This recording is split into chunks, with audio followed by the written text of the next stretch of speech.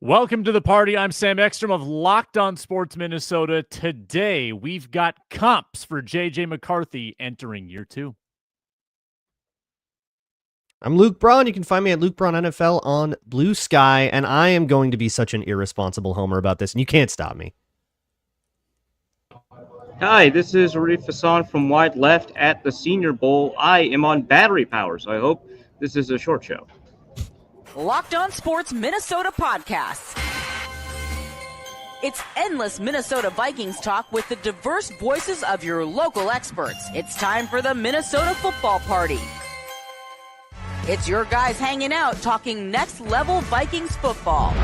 So join in with Arif Hasan, Locked On Vikings Luke Braun, Superior Sports Talk's Luke Inman, and Vikings insider Sam Ekstrom, plus the biggest names in Minnesota football for the Minnesota Football Party. And it starts now.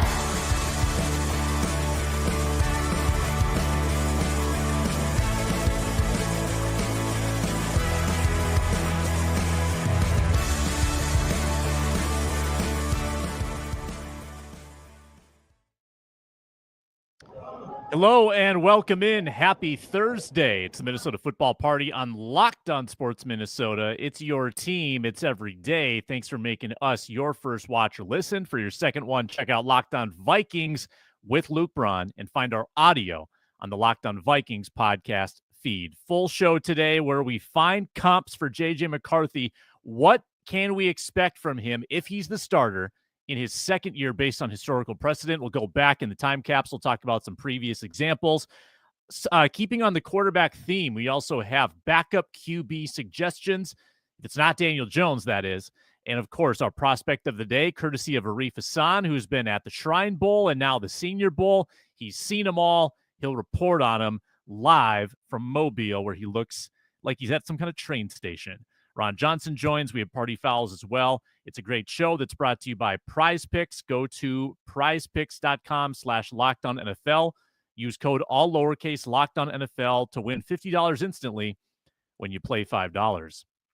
Arif, why don't you go audio on here? Give us a little taste of the ambiance. I want to hear the hustle and the bustle There is of the Senior hustle Bowl. and bustle. I chose an area where there was less foot traffic, which it sounds like that's a mistake given what you want, but there are actually a lot of people here. No, man, I mean, it's like a collegial atmosphere, obviously fewer than if they were playing a game here at the University of South Alabama, but a lot of fans from a lot of different, fan bases, right? And there were people that I was talking to someone who flew in from Seattle because he's a Seahawks fan. I actually can't figure out why you would do that, but like props to that guy. I hope he's having fun. But yeah, I don't know. Like I saw a sweater that's like clearly one of those like screen printed, like Facebook generated shirts, right? And on the back it just said it's a Favre thing. You wouldn't understand, and it was like a fancy F in a circle, and that F is not used in any Favre branding. So clearly just an auto generated. What is a Favre thing? What specifically? I is wanted a Favre to talk thing? to the guy, but also I just felt like maybe that would have been a bad thing for my health. So I just kind of gunslinging or right. No, I know. photo sling. Down here in Alabama, we're right next to Mississippi. It could just be welfare fraud is like a Favre thing, right? Like that's taking sacks, laying down, taking sacks. Right, getting potentially beat up by like Mark Gastineau. Yeah. There's a pretty big lockdown contingent down there as well. Hopefully you bump into them. We're going to dive in right away to J.J. McCarthy year two.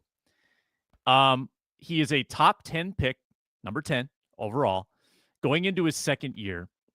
I'd like to know what you think the historical precedent is for a quarterback like him going into year two of his career, with the major asterisk being that he got hurt and he missed most of the year. Even Joe Burrow got hurt.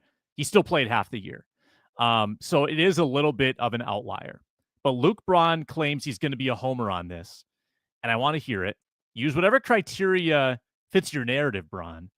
But what is the range of outcomes for J.J. McCarthy going into this season if he's the Viking starter? I mean, you brought him up, but yeah, man, Joe Burrow, guy coming out of a blue blood school whose narrative pre-draft was mostly about how there was so much NFL talent on that team that we shouldn't credit him for that team's success. gets hurt his rookie year, season ending, coming back for his second year, a guy that likes to make little movements in the pocket, zip passes into tight windows. Which one am I talking about? Like, it makes a lot of sense. You want to ask the range of outcomes. Obviously, the negative range is probably just as steep. He's a rookie. All kinds of things can happen. But we're on the Joe Burrow path, baby. Super Bowl. The only minor difference would be Joe Burrow slung the ball around the yard at LSU. JJ McCarthy was handing the ball off around the yard at Michigan. I don't know if we saw what we saw from Burrow, but I understand your point, and I too have made that comparison. That I get what you're saying, Sam. And that is what but like the scouting reports on both are actually, they move in the opposite direction than you suggested, right? Because McCarthy does have a stronger arm than Burrow. And I would argue that, and obviously Luke was higher on McCarthy than I was, but I would argue that McCarthy kind of took more chances with the ball when he was throwing it than Burrow, just because his receivers were pretty wide open despite playing in the SEC. So I don't know. I wouldn't nitpick too much on these comparisons. My comparison was actually Chad Greenway, because there's just not many quarterbacks we can draw on. Chad Greenway missed his rookie season because of an ACL tear. That looked pretty good. Otherwise, we can go Travis Kelce. He missed his rookie season. Those are the range of outcomes when we exclude position, right?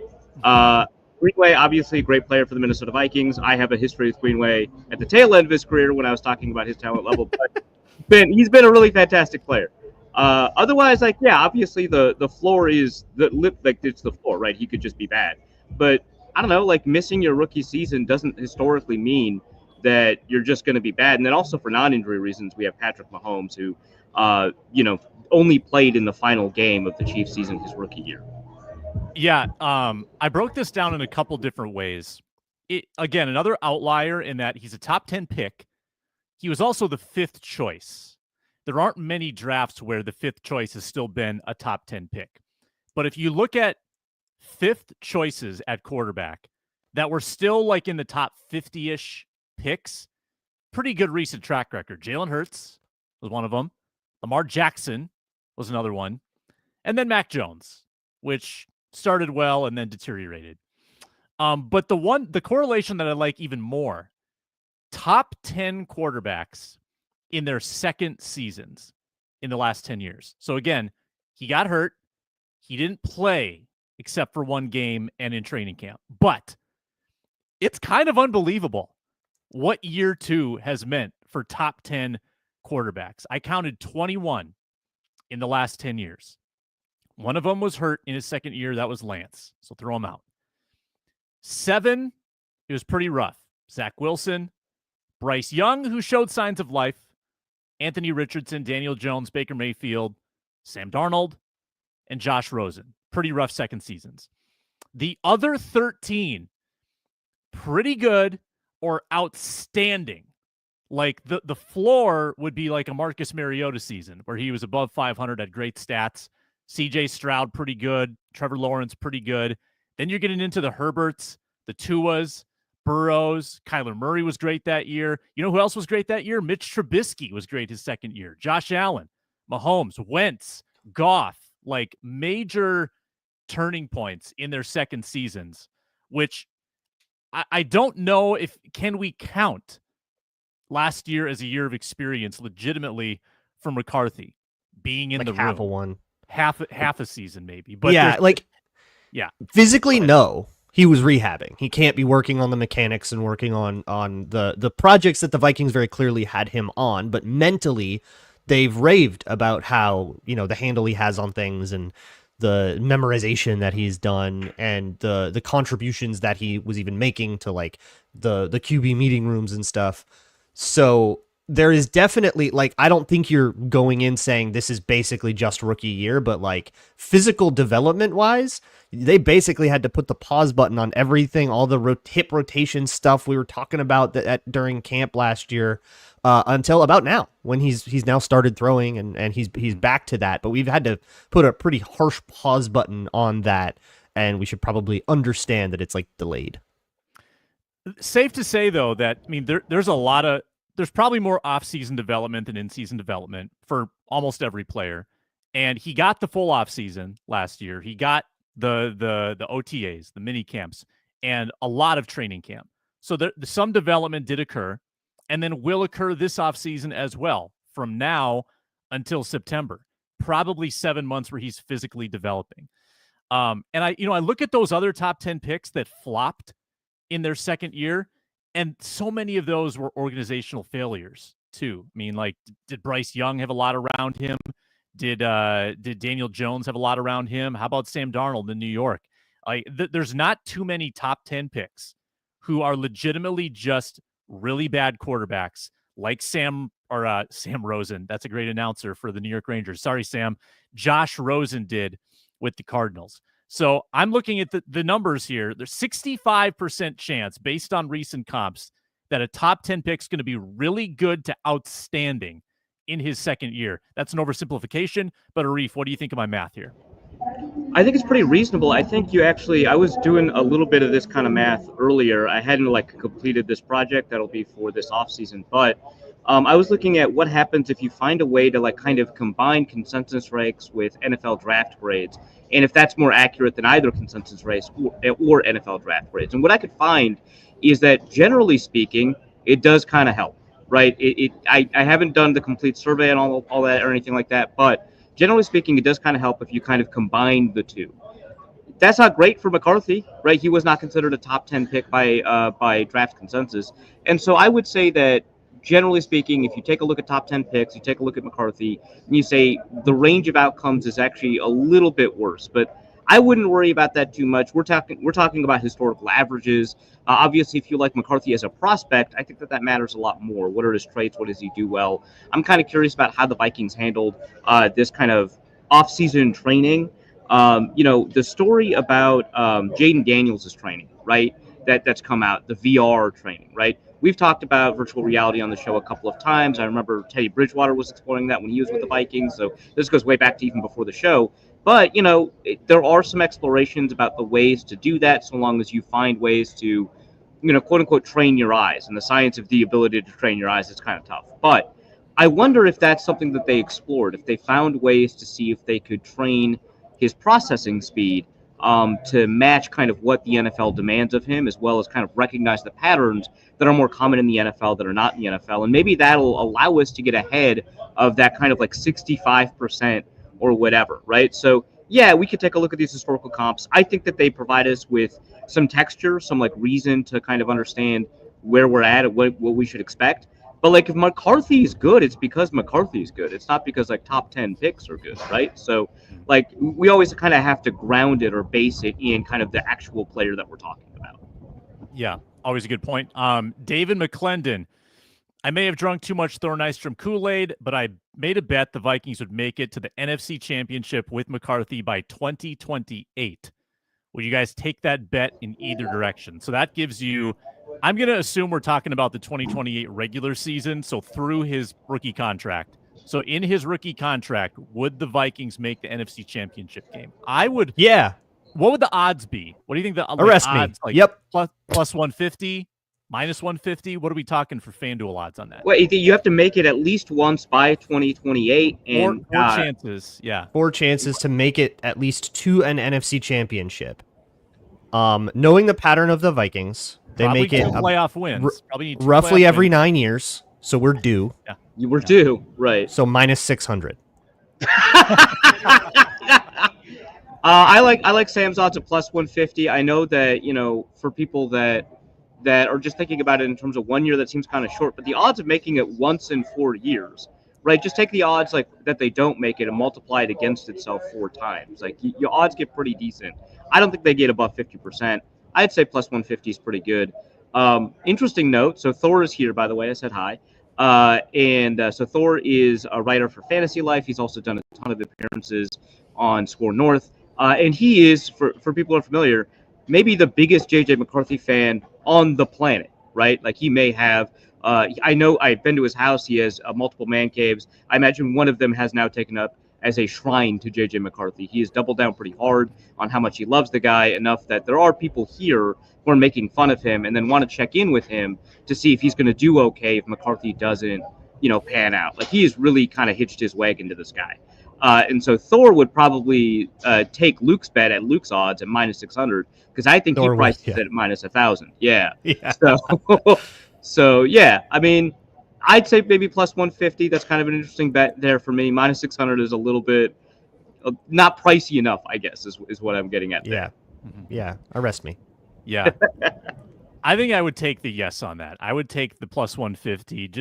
Kevin O'Connell with his preferred quarterback. I mean, what's his record at this point? 31 and 11, I think. I mean, Kevin O'Connell without his preferred quarterback has a pretty outstanding record too. I would say like this is kind of one thing I've kind of been falling back on a lot is like they've kind of earned my trust on what to do with the quarterback position, right? Like it's tough not to just be like, well, here's what I think about McCarthy and the injury and all that. That kind of sucks. And here are kind of the issues I had with him. I thought that maybe he wasn't as accurate as he needed to be, whatever, right? But like at the end of the day, it's like, well, these guys are pretty decent at quarterback decisions. And they've earned kind of the benefit of the doubt, and maybe that kind of changes your evaluation a little bit because you might say, hey, maybe there's something I'm not seeing, or maybe they'll craft a scheme to kind of accommodate for some of the weaknesses that I'm seeing until they can be corrected or whatever, right? So I don't know, like McConnell's like pretty good at this. I don't always indulge Macho Meech with the sounder button, but when I do, I make sure that it's worthy of the sound. Breaking news. Packers have named former Vikings QB Sean Mannion their quarterbacks coach. Sean Mannion, Vikings legend, to Green Bay. How dare he turncoat like that? How dare he? After all those years giving him backup quarterback money and hoping he didn't play. Favre finally got us back for Brett, for Jennings, for Longwell. No, they take our coaches. That's the way that Jerry Gray went over there. Like that's the pipeline goes the other way in coaching. Yeah. Yeah, interesting point. When we come back, let's continue the quarterback conversation. Which veteran backup do you want next to J.J. McCarthy potentially next year? That's coming up on the Minnesota Football Party. We're presented today by Intuit TurboTax. Taxes was waiting and wondering and worrying if you were going to get any money back, and then waiting, wondering, and worrying some more. Now, Taxes is matching with a TurboTax expert who can do your taxes as soon as today. An expert who gives your taxes their undivided attention as they work on your return, while you get real-time updates on their progress so you can focus on your day. An expert who will find you every deduction possible and file away every form, every investment, everything with 100% accuracy. Also, you can get the most money back guaranteed. No waiting, no wondering, no worries. Now this is Taxes. Get an expert now on TurboTax.com. Only available with TurboTax Live full service, real-time updates only in iOS mobile apps. See guarantee details at TurboTax.com/guarantee.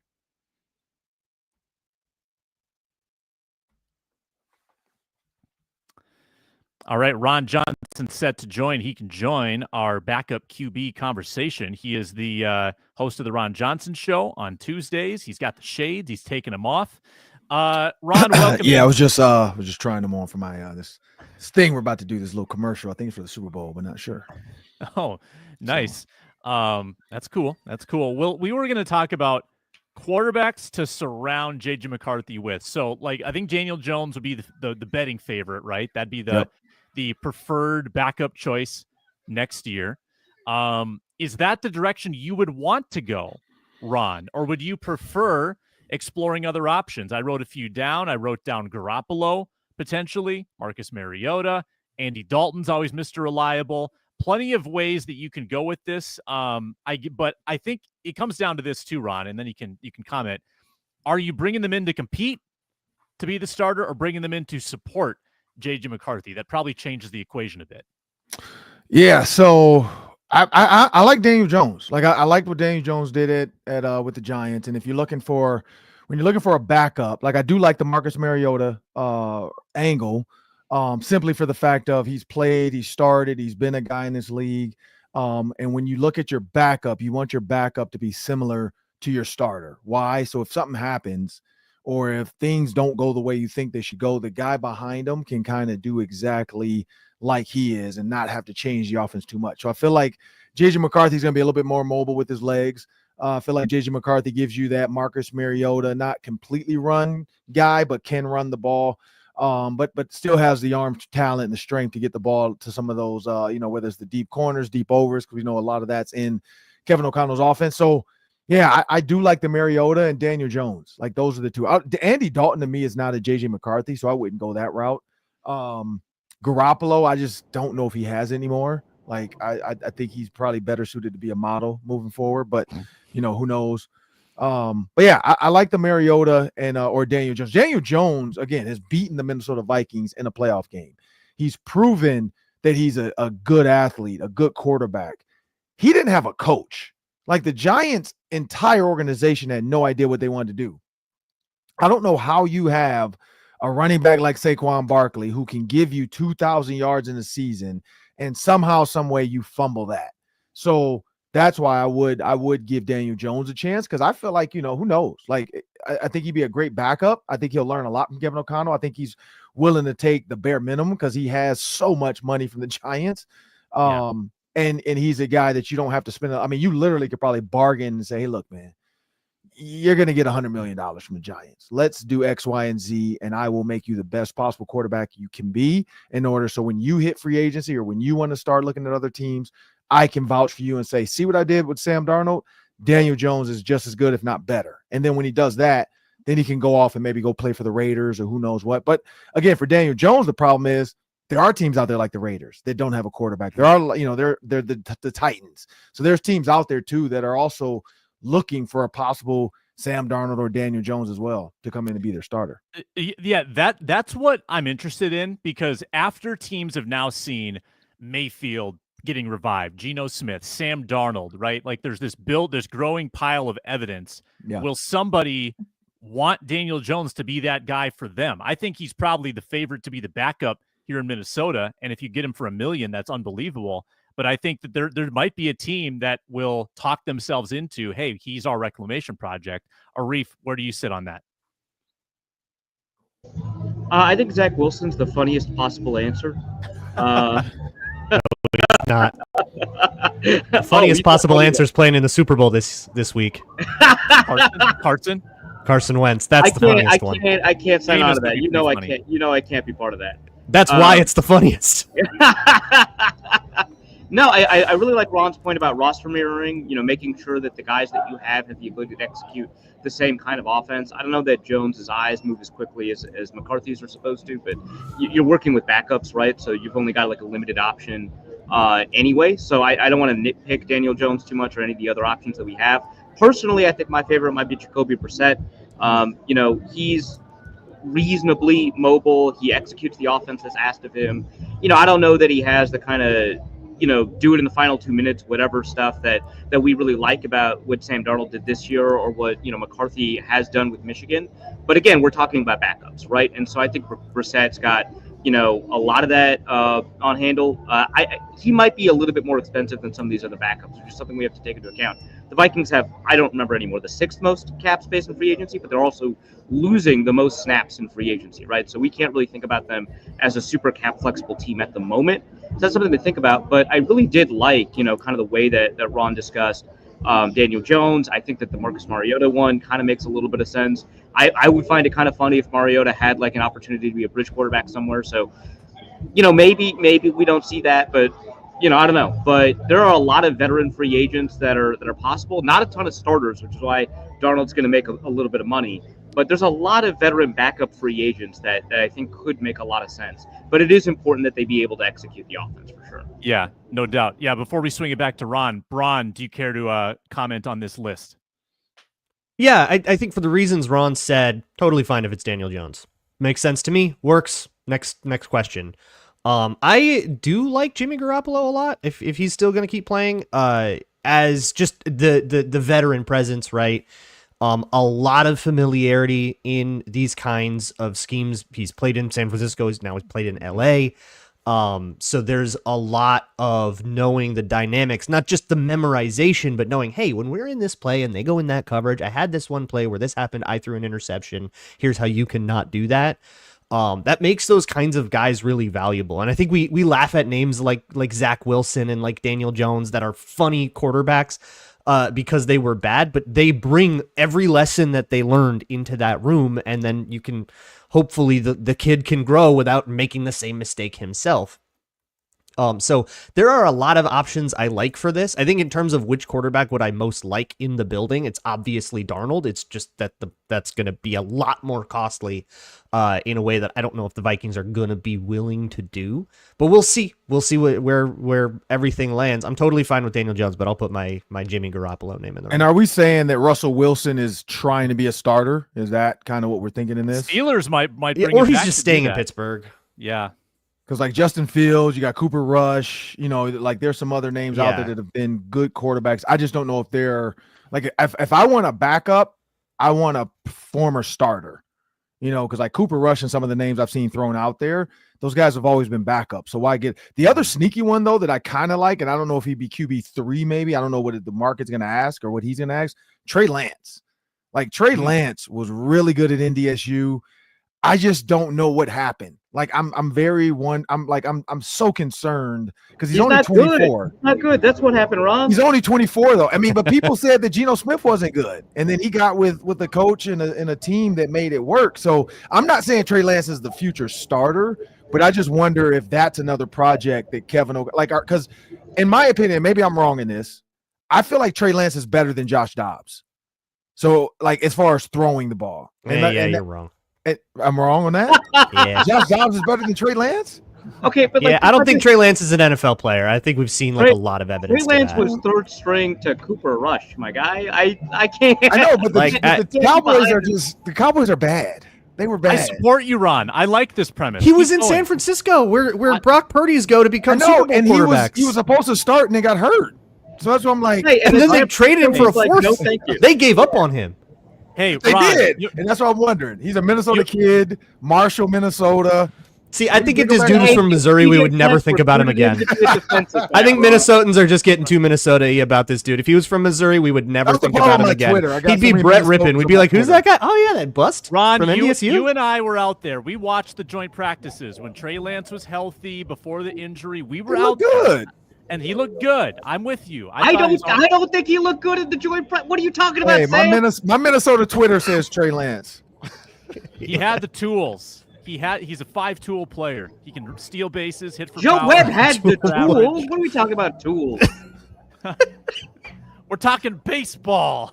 Kevin O'Connell is like Nick Fury. He can take anybody and turn it into an Avenger. Like Let's not push that to its limit. How about Snoop Huntley? That'd be fun too. That would be fun. Pro Bowler Snoop Huntley. Yeah. So we're not going Drew Lock. We're leaving Drew Lock out there. I'm leaving Drew Lock. I'm want leaving Drew Lock. him. Well, if Trey Lance is on the table, yeah, why not Drew Lock? I don't care at this point. Sure. What was the song Locke was rapping on the sideline the one time? I can't remember it. Oh, he does them all. He does them Yeah. all. But I think it was Jay-Z, but he does them all. Yeah. Are the Giants extending Locke? Did he do well enough down the stretch? He played kind of good. He's still an unrestricted free agent right now. So, Ron, you hear the buzz in the background. That's Arif Hasan at the Senior Bowl. He was just at the Shrine Bowl. Ron, did you go to either of those events when you were a prospect? Did you go to yeah, I went to the Shrine, but just for the interviews, and then I played in the Senior Bowl. I will say, like, the whole process is absolutely hilarious. But I had some comedians in my group. Like, we had Antoine Randall, like Terrence Metcalf, DK Metcalf's dad. Like, he was just this big angry guard, like, that did not like the funny guy. So he absolutely hated Antoine Randall, but it was so much fun to watch because, like, they gave us, like, and this is the thing, we were college kids, so we didn't understand, like, we weren't NIL kids, so they gave us like free donuts from Krispy Kreme. We thought that was a big deal. Like, they were like, oh, they're bringing the hot and readies at, they would tell us what time the hot and readies would be there. So everybody be lined up for their free hot and ready. It's a test, Ron. You failed. Hey, we all failed because we were in there together. So they bought the free hot and readies down there. It was just being around the guys. Like, we got to go to the mall and do some stuff with the kids. We went to the children's hospital as well, and we got to give back as a group. And so, like, Terry Jones, who I did not know at the time, he and I were just happened to be together in our group, ended up getting drafted together to the Ravens. So you end up making, like, same with Terrence Metcalf, he and I end up being on the Bears together. So you end up making friends that you have no idea how, where, when. But I'd say, like, I'm training Quincy Skinner Jr. right now, receiver out of Vanderbilt. And I just text one of the I text Reggie Wayne, I text Renton Randall, and I text the Vikings scout department, and just like, hey, tell me about this kid. And so, looking at the Senior Bowl and Shrine game, they're really focused on that. Like, Reggie Wayne was like, dude, I'm not even looking until Tuesday. He's like, I'm on vacation too. He's like, I don't have to do anything till the scouts are back, But when you look at that for receivers at those events, the biggest thing is clean routes. How do you present yourself to the coaches? And that's what we were always told, like the interviews, when you're walking down the hallway, do you speak to people? Do you hold the door for people? Like, you'd be surprised at the little stuff they watch. Like, if somebody drops a pen, do you pick it up for them? If somebody drops $10 on the floor, do you keep it, or do you say, hey, lady, you dropped your $10? Like, there's so many little things that they watch, those interactions, to see, like, who held the door for this lady, who walked through like they were the superstar because they just won a national championship. Like, there's a lot of little things that can throw guys in or out of a draft spot. Because it's like, look, if I have two guys and they're the exact same, and we as a staff have no idea which guy to go get, we're going to get the guy with the high character. And I think that's the other part of these deals. It's not just about on the field. But I have been hearing, like, Cody Lindenberg, I heard, had a decent day down the Senior Bowl. I've seen Ethan Robinson over at the other deal, the Shrine. I heard Max Brosmer was throwing some dots out at the Shrine game. So yeah. I can't say you can really elevate, when you're an unknown, quote unquote, to some of these schools or teams. But I do remember that. I remember the meetings. I remember the long days, long nights. And then, honestly, we couldn't wait for the game to get here so we could just be done. Because after that, like, the whole week is really the stuff they're looking at. The game itself is kind of like just the fun part of it. Yeah. Arif, what do you got for Ron? Yeah, I'm kind of curious about, like, do you think all that matters? Like, when they take a look at, like, whether or not you're picking up a pen, whether or not you're holding the door open, like, because one of the things that, like, you learn about the way that NFL scouting works is that they pay attention to every little detail, and suddenly you see this notebook for every single prospect. It is filled with reams and reams of information. Sometimes it feels like it may be too much information. Do I care that you cheated and got a Krispy Kreme? I don't know. like how much does that matter? How many Krispy Kremes did you get? Of course. Did you take one, or did you try to take a whole box because you're like, wait, we can get whatever we want? Because I think that was part of it. I think they wanted to see, might be part of the test too. Yeah. I think they wanted to see, like, who was going to pig out, or who was just going to take the one dessert, because Krispy Kreme said, hey, unlimited donuts. I think it does matter. So here's why I think it matters. Like I said, if you are a Mecca Buka, it doesn't matter. Like, if you are Shadur Sanders, I don't know if it matters. Like, I think you're going to go where you're going to go. But if you are Ethan Robinson from the Gophers, 6'6" cornerback, you're a guy, they're like, dang, we could put this guy in cover 2, like a Benjamin St. Juice, who was a late round or a third round pick. Similar metrics, similar size. I know PJ's down there both. I don't know if you've seen him, Arif, but he's down there both, and he's doing the same thing. He's talking to these scouts like, yo, this kid's just like Benjamin. Remember how you guys didn't think Benjamin was going to be a guy, and now he's a starter for the Commanders? Like, that's why I think that matters, because when you're looking at metrics and you're saying, all right, these two guys are the same, you got to look at, like a CJ Ham type of guy or an Adam Thielen type of guy. Like, character matters now, mainly because of this. Like, the fact that the minute you do something wrong, it ends up on holding up a phone for the audio listeners. Yeah, for the audio listeners. If you're just on audio, go over to YouTube. Make sure you hit subscribe with your email address. But yeah, I'm holding up my phone. So because of phones now, like, it's so the information, like, I literally, like, you couldn't do this back in the day. Like, I literally just I text Reggie Wayne, Antoine, and then I'm not gonna say the scout for the Vikings because I don't want to give names out, but I text him too, and I said, hey, what is a receiver like Jalen Naylor? Because I know a couple guys. I'm training a couple, but I've listened to. He said, really just train right now. and then try to be as clean as possible every single day they're going to watch you. Again, I haven't watched a lot of tape on most of the speed guys yet, but we are going to get to it after this week. Dropping the weight and getting in and out of their cuts is going to be what either knocks them or helps us pick them up as a potential 4th, 5th, or 6th receiver on our roster. So stuff like that. And that's what you're talking about, Arif. Stuff like that, like, again, thank God I'm blessed to be able to like text scouts, guys I played with, guys I played against, that can just give me this type of information that they're looking for when they're down their Senior Bowl. But that's the notes you're talking about, Arif. Like little stuff like that. I mean, the other thing he said, and I'm not gonna say the guy, but he said this guy's a screen runner and a blocker. We see raw route runner ability. His hands are average, likely a free agent, but can compete for our 6th round spot because of his gunner special teams potential plus upside. We like his size. He has straight line speed. He didn't get a lot of balls in his college offense, but that's why we're going to work him out at his pro day. So that's the kind of stuff, like the notebook stuff that these scouts, these coaches, these receivers coaches, they're going through. And yeah, it's a lot. It's a lot of stuff. It's a lot of, but again, I remember being a receivers coach, and Reggie's dead on.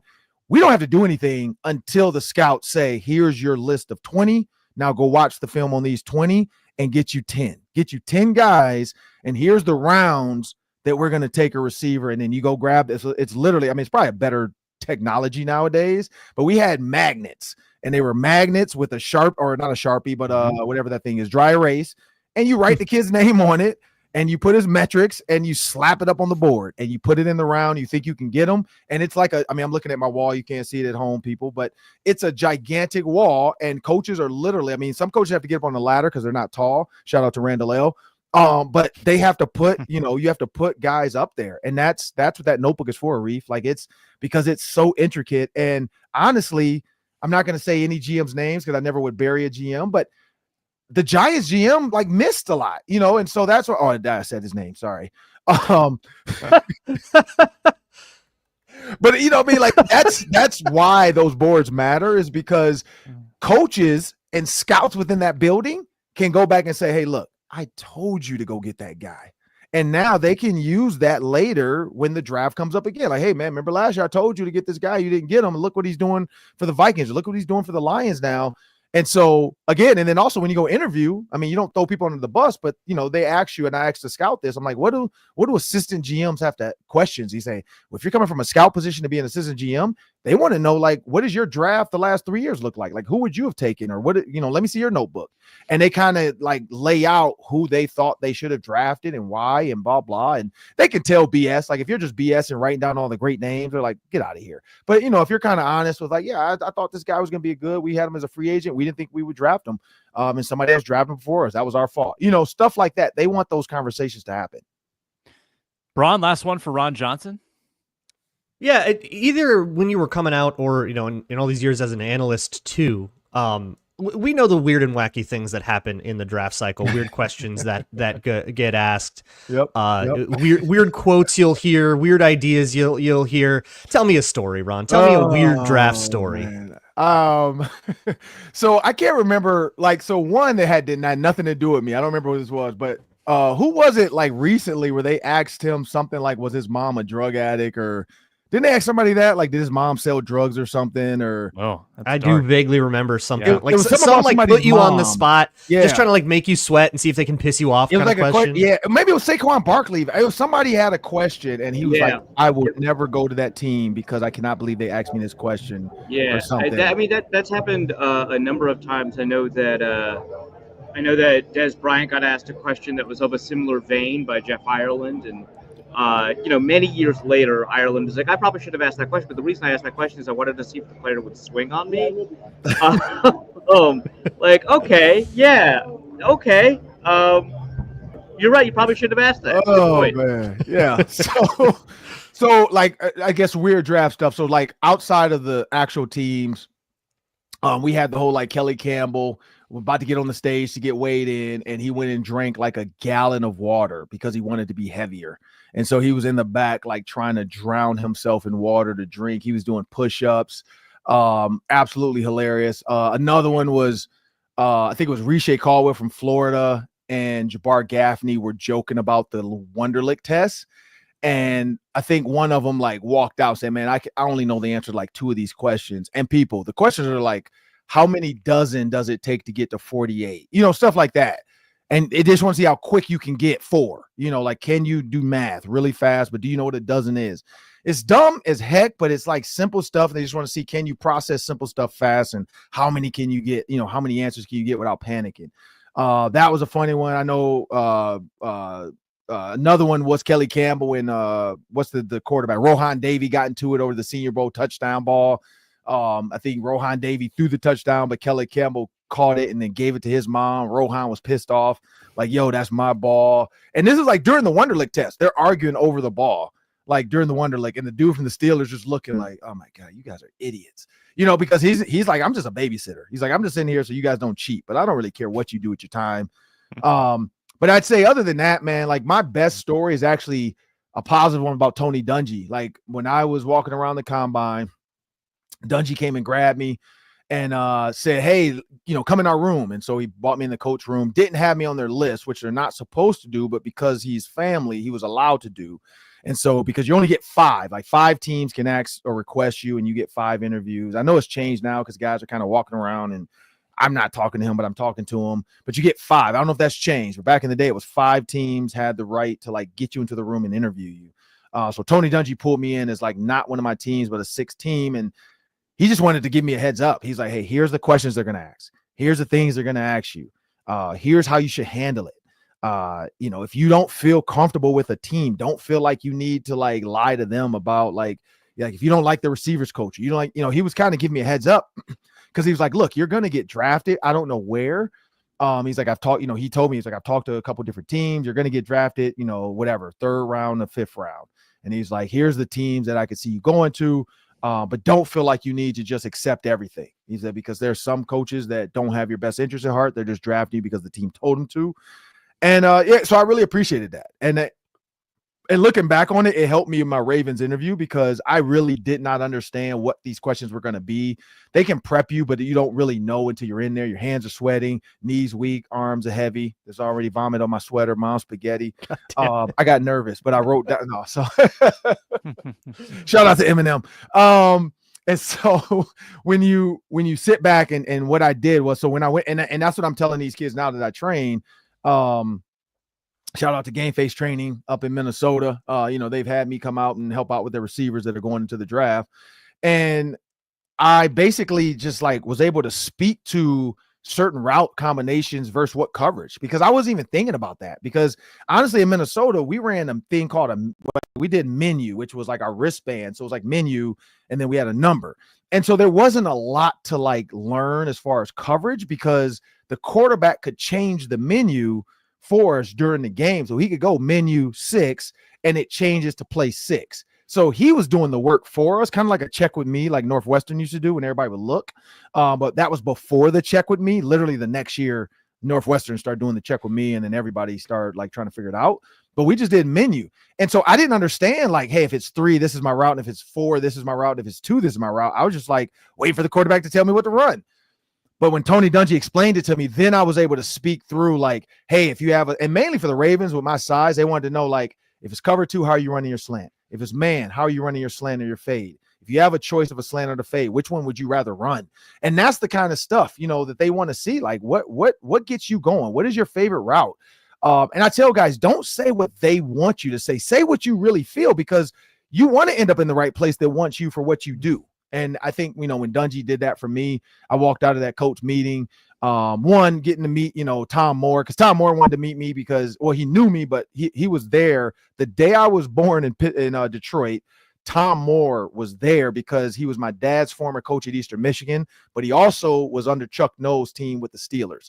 So he had been with my dad in college, and then he ended up with the Steelers. And so when I was born, the first thing when I saw Tom Moore for the first time again, he was like, damn, you was a fat baby. He was like 11 pounds when you were born. You was a fat ass. And I was like, all right, like, is this the interview? Like, can we get past the fatness? Like, what is going on? But it was so fun because it made me relax. Like, meeting NFL coaches, I realized like these are just random ass dudes that like know football. And so then I relaxed. So when I went in with the Ravens, I went in with the Browns, the Chargers, forgot the other 2 teams. I think it was like the Giants and one other team. And so, and the Steelers. And so that was, and that was like a joy, like having Tony Dungy give me a heads up ahead of time. And so that's what I do for younger receivers too. Like even the Gophers guys I talk to, like Callerup. Nick Callerup is training with us, and so because I did tight ends, when it's time for routes, I tell Callerup, hey, come down with the receivers, man. I can help you out with some of your slot route stuff, because I mean we've seen it with the Gophers. He was mainly a seam guy, big guy, sit guy. He didn't run a lot of intricate routes. So now he has, like I told him, like with his side, I mean, if you see him, I don't know if you ever seen Nick Callerup, but when you get a chance to see him at the combine, maybe, I don't know if he's going or not. I think he should get an invite, but we'll see. He's a big dude. Like he's built like Gronk. Like he's a big dude, but just in PJ's offense, he didn't get a chance to do much. And so I think that's what is going to surprise scouts when they see him. He's not just a blocking tight end. The kid can move and he's big. So yeah, but that's what I'd say. That was my memory from the combine. Very, very cool. That's great, Ron. Appreciate that. And check out the Ron Johnson Show, where there's more good content with Robert Griffith, former Viking safety. He talks about KOC, Harrison Smith. Great interview. That was Tuesday. Find it on the Locked On Sports Minnesota YouTube channel. And find Ron Johnson on X at 3Ron Johnson. Appreciate it, Ron, as always. Appreciate it. Peace out. When we return, the prospect of the day, courtesy of Arif Hasan from Mobile. That's next. We're presented today by FanDuel. Super Bowl 59 is here. NFL playoff games are unforgettable. So too is the Super Bowl. And I need to change my ad copy. That is embarrassing. We're actually going to talk about Game Time. Game Time. Game Time. Apologies to Game Time. You can get to the Super Bowl with Game Time. Super Bowl 59. Let me see it, chat. Let me hear it.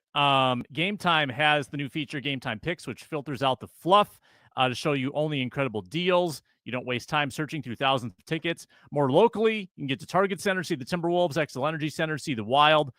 Get over to Williams Arena, see the Gophers basketball team. They've been playing better. Lots of options, lots of super deals, all-in prices. When you toggle that on, panoramic views from your seat, flexible customer service policies. It's all great at Game Time. Take the guesswork out of buying tickets. Download the Game Time app, create an account, use code LOCKEDONNFL for $20 off your first purchase. Terms apply. Again, create an account, redeem code LOCKEDONNFL for $20 off. Download Game Time today. Last minute tickets, lowest price guaranteed.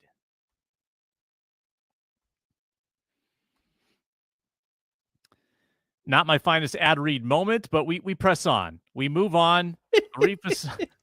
Arif Hasan fills in for Luke Inman on our prospect of the day. Previous prospects of the day, Arif, in case you missed, were Benjamin Morrison, Notre Dame cornerback, Tyler Booker, the Alabama guard. So give us somebody different from your time at these college prospect events. Yeah, so obviously just shout out to Max Brosmer. I thought he was the best quarterback at the Shrine Game. That's really awesome. That has nothing to do with like my Gophers fandom, but I thought he did a really good job there. But he's not my pick, nor is it probably the best player at the Shrine Game, Chris Paul, Ole Miss linebacker. My favorite guy there was Thomas Perry, Middlebury College. It's a language school in Vermont.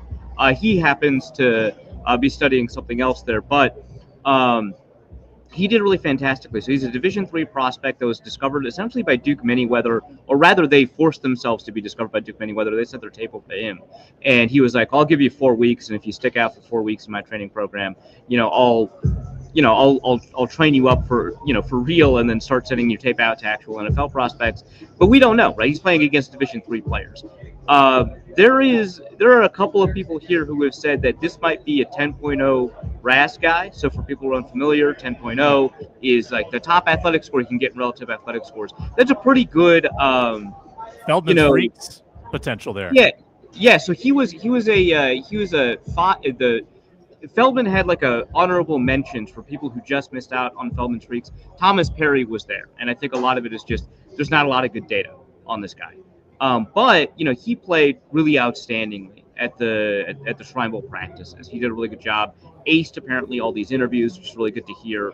But legitimate offensive line prospect in the same way that Ali Marpet a couple of years ago over at Hobart College proved that he deserved to be a day 2 pick for the Buccaneers back here at the Senior Bowl. And I think a lot of people are viewing Thomas Perry the same way.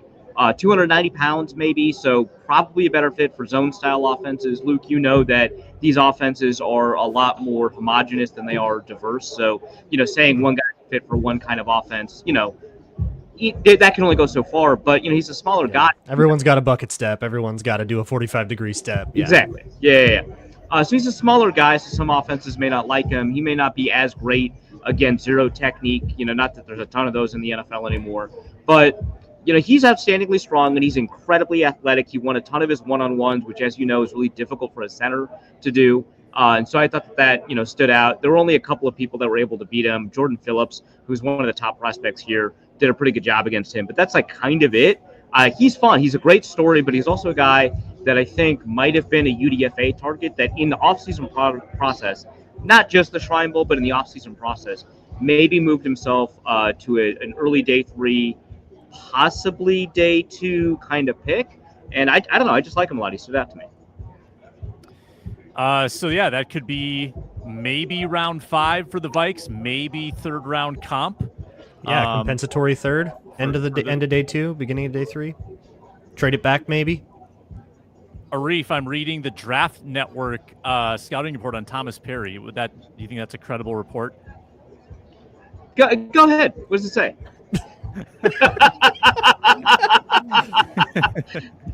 If you know, please refer to wideleft.football for more thoughts on the Draft Network. Just look up Wide Left Draft Network. Read the table of contents, and you decide if you want to get into that article. Arif, who would you say are the high-enders? Who are the best prospects at the Senior Bowl? There's a couple of first-rounders here. Of the people that are, playing, because there were, 27-plus opt-outs at the Senior Bowl. So there were a lot, and a lot of that's because of the, college football playoff, the national championship game, so we didn't get a ton of that. I don't have a great lay of the land here, so just in terms of the guys I'm talking to and what I'm seeing in practices, Kaiser, the linebacker from Notre Dame, is pretty good. I think Josh Connerly, offensive tackle from Oregon, is a high level. He's definitely going to be a first round according to the people that I'm talking to here. Who knows what they know, but that seems to be kind of what people are talking about. Walter Nolan, a defensive lineman for Mississippi, is playing really excellent football here. But yeah, there's a couple of fringe first rounders here that a lot of people have been talking about. And to pick a best guy, I don't know. It's certainly not the quarterbacks. I think there's been a lot of complaints here at this year's Senior Bowl about the level of play at cornerback. And then I know you've got people who are really high on preseason boards, people like Emory Jones, who from what I'm seeing, doesn't strike me as a first rounder, but could be a second rounder. He's playing strong. He's playing aggressive. He and Shamar Stewart, might be playing better than anyone else here. They legit hate each other and they go up against each other all the time in practice, and I love it. They really just don't want the other one to exist. They played every year against each other 3 years in a row, and I guess there's a lot of bad blood between them. And I don't know, that feels like very football. I like that. It feels good to see a lot of people hate each other and have that expressed out on the field. But Shamar Stewart is playing better than anyone here, might be the best player here. I don't know, but a lot of people really like people like Josh Connerly and so on. So I'm not the person to ask because I've been doing draft homework as we're watching these guys. There's a guy with excellent hands here, Georgia receiver. I wish I remembered his name. I was talking about him. He looked at fantastic in practices, and they're like, oh, yeah, he's got a drop problem. I'm like, oh, does he? And he's like, oh, yeah, he dropped tons of passes for Georgia. And I'm like, yeah, he looks great here. So you always want the context of kind of what's happening in their college season as you approach these practices, which I'm approaching this, in the backwards order because, we've been covering the Vikings for so long. Yeah, no doubt. Yeah, Josh Connerly looks interesting. Tackle, left tackle, probably not on the Vikings radar, but he does have my birthday, November 5th, so I like Josh Connerly. Shouts to PHT NVL. He got their name. It is Arian Smith because I did ask around about this guy. Yeah, good call, PHT NVL. Thank you, Chad. Let's end the show with a segment that we haven't done in a while. It's our party fouls. It's time to tell you who spilled their proverbial drink on the sofa. Get ready for this week's party foul.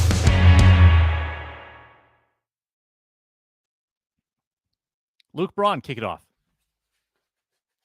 Yeah, I'm going to give it to the Chicago Bears this time for making Adam Schefter tweet out that they had a star-studded staff built under, or they were going to build a star-studded staff under Ben Johnson and then making Press Taylor your pass gaming coordinator. Come on now. Star-studded? Come on. Well, Press Like, Taylor does have a lot of fans. Doug Peterson, big fan of Press yeah. Taylor. Yeah. Fans on yachts in the Jacksonville River. Yeah. My party foul, I think it's just the NFL hiring process in general. Like, I think, the Patriots got into a little bit of trouble. The Bears got into a little bit of trouble. We saw the Jaguars get into a ton of trouble for just so obviously violating the Rooney Rule in spirit, maybe not by letter, in spirit when they went about kind of making sure that they made their hires. And, I think that, there are a lot of people that say that the Rooney Rule just doesn't work anymore. And to some extent, I think that's true. Certainly, it has led to a lot of fraud interviews, which waste a lot of people's time. It's very insulting. It's embarrassing. We don't want these coaches to be known as Rooney interviews or anything like that, and that kind of sucks. And so there needs to be a better process, but also it's kind of tough to just change minds because owners are the ones making decisions. They're the ones that have the biases that lead to, interventions like the Rooney Rule, and they're not changing.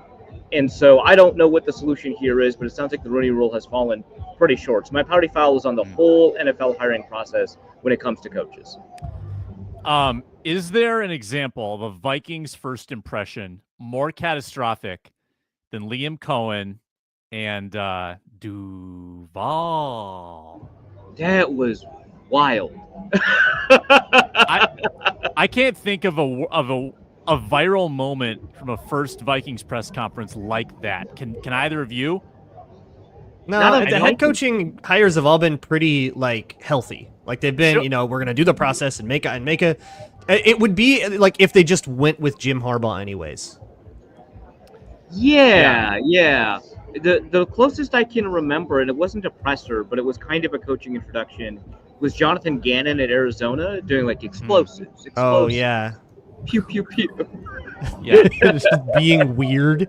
Just being weird to all the players, which he's doing all right. So I guess that doesn't matter too much. But I would argue that Brad Childress probably didn't win his press conference. He was not brimming with charisma.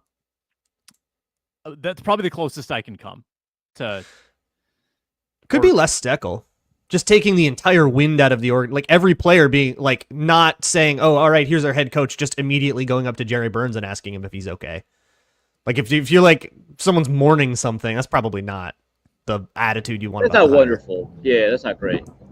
You know what? The line that KOC walks pretty well, I think, and we should appreciate this, is that in the new collaborative coaching culture where the coaches are trending younger and there are certain expectations, I think, for the way you're supposed to conduct yourself, it borders on cornball, right? And I think KOC avoids that pretty well.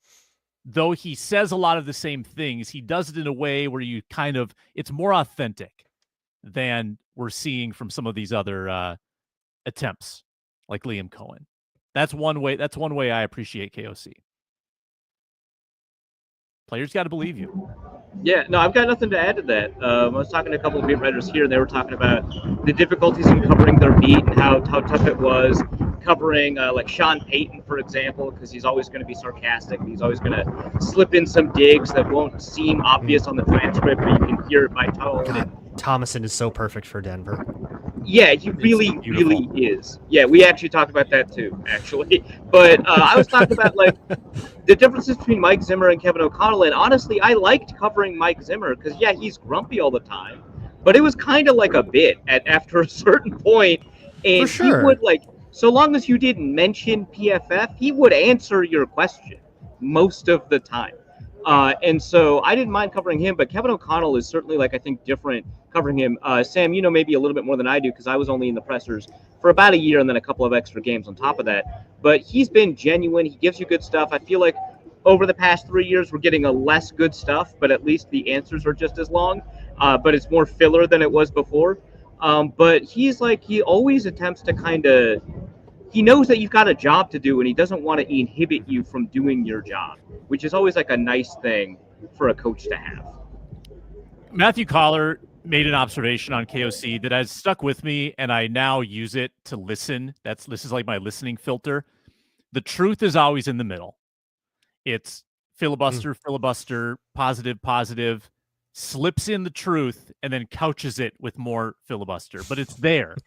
It's in the very center of the sandwich. There's way too much bread on this sandwich and a very thinly sliced piece of deli meat. But that's where the truth lies. I would go with a Tootsie Pop, but yeah, sandwich works. Yeah, probably better there. That on the Tootsie Pop. Yeah, let's call it there. We'll return on Monday with our next Minnesota football party with more prospects, more free agency preview, and more Vikings talk on your favorite podcast network, the Locked On Podcast Network. Find our audio on the Locked On Vikings podcast feed. Find the video, Locked On Sports Minnesota YouTube channel. Arif, be safe, have fun in Mobile. Luke Braun, enjoy yourself with Locked On Vikings, I guess. I don't know what to say to you. And I'm Sam Ekstrom saying, I hope you have a bad day, Luke. Thanks, Arif. You too. See you next time, folks.